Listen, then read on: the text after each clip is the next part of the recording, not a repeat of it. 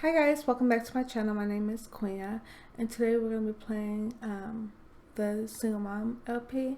Now this will just be the reading of her backstory. I was going to show her backstory, but it's a little bit too graphic and it may make somebody reminisce on something that they experienced. So I don't want to, mess with anybody or like make them feel bad or anything like that, or take them back to that time where they were going through that, because so many women and men go through this. So I just don't want to show it because it's very graphic. But let me just get into the story and then you'll see what I'm talking about. Meet Aurora. When she was just a baby, her mom gave her up for adoption. She spent most of her childhood going from one foster home to the next, each adding more trauma than the last. Being that she was a foster child, she always wanted a big happy family. Someone to love and, someone will love her. All her life she felt like a piece of her was missing. Once Aurora reached 13 years old, the foster system stopped trying to place her with foster parents. Instead, they placed her in a group home for girls around her age. When she got to the group home, her first 3 days there, she was in countless fights and jumped multiple times. They stopped fighting her and messing with her when she started winning the fights that they started. Being in that group home, she realized her only way out of this situation was college. But how was a poor foster child supposed to be able to pay for college? She thought. She realized that the only way to do this is scholarships. Aurora worked hard to become the top student at her school. She was accepted into both colleges that she applied to and given a full ride scholarship. In her sophomore year of college, her friends convinced her to go to this frat party so she could focus on more having fun a little bit and not studying so much, because she studied a lot. She still remembers the first time she laid eyes on Kendrick Thompson. He was the finest man she had ever seen, she thought. Standing 6 feet tall, blue-green eyes, light-skinned basketball player. She had heard of him but had never seen him in person. He was the most popular guy at school. From that day they met, they were inseparable. The most popular couple on campus.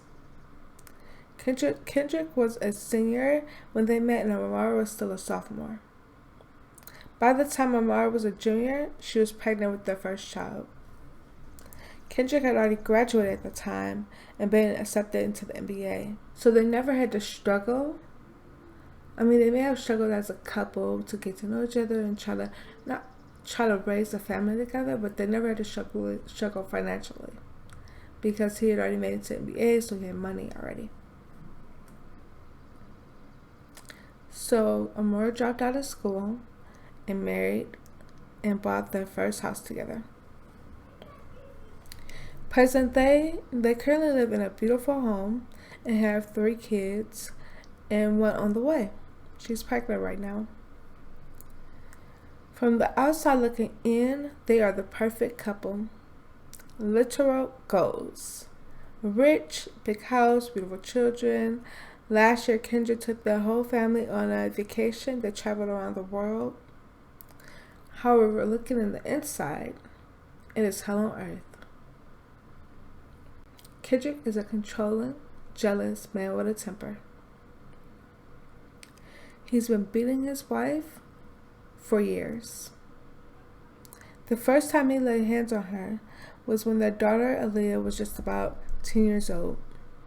She left him that day and went to her friend's house, and they convinced her, don't go back to him. But he coaxed his way back in by apologizing, and I don't know, it got into me. I will never do nothing like that again. I'm so sorry. telling her everything that she wanted to hear. Because she still loved him. Love is a motherfucker. He kept his promise for the most part.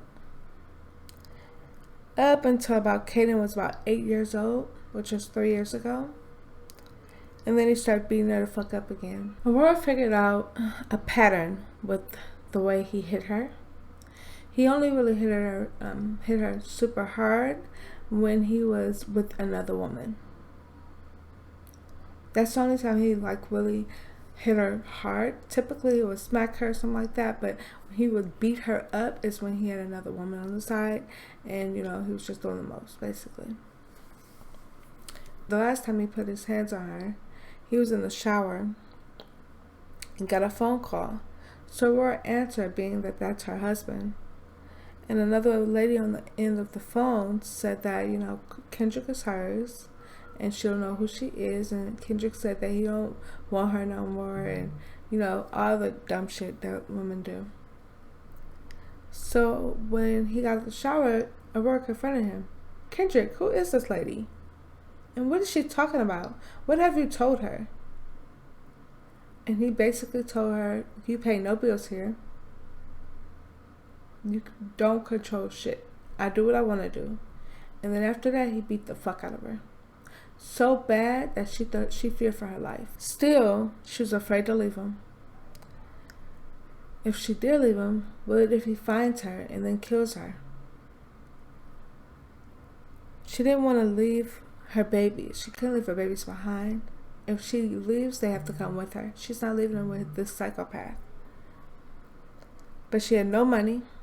Everything belonged to her husband. And if she went into the account and took out some money, he would know instantly. So, plus she has 3 kids. And one on the way. If she left, they would break up their so-called happy home.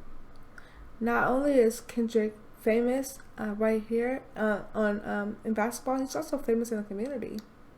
People love him. He donates to the kids' schools. He's always trying to be an active parent. They're still famous. People know who she is. She's pretty famous as his wife. They know all the kids. So if she leaves and somebody finds them, they could tell. You may be asking yourself, well, why didn't she just call the police? Back when Kendrick started to beat her again, but he was just smacking her or hitting her, he was hitting her where somebody could not find the bruises. When somebody hits you where someone can't find the bruises, it's deliberate. It's not an accident. They're doing it because they're smart enough to know that if somebody sees the bruises, that they could go to jail.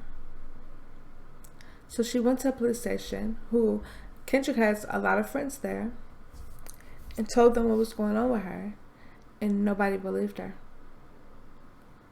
They thought she was making it up, looking for attention, but they called their friend and said, Kendrick, was everything at home? Aurora came down and he beat the fuck out of her that night. So she's already tried the police. It's not working for her.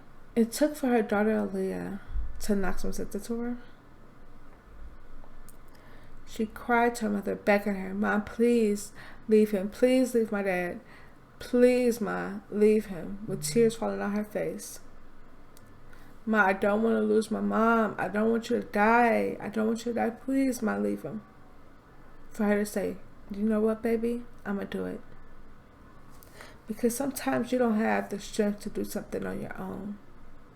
But when it involves your babies, you make that strength. You have to be strong for them. When it involves your babies, you are all of a sudden as strong as hell. So they devised a plan how they were going to escape.